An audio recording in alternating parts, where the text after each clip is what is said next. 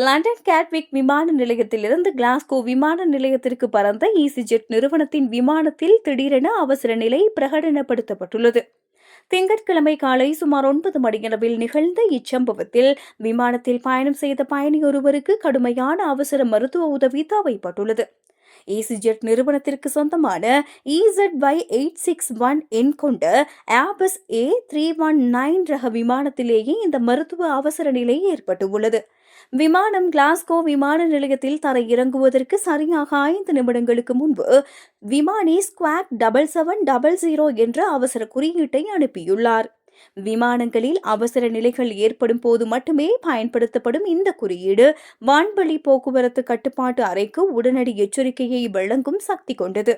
இந்த குறியீடு மூலம் அருகிலுள்ள வான்வழி போக்குவரத்து கட்டுப்பாட்டு மையங்கள் மூலம் அவசரமாக தரையிறங்க அந்த விமானத்திற்கு முன்னுரிமை வழங்கப்பட்டது.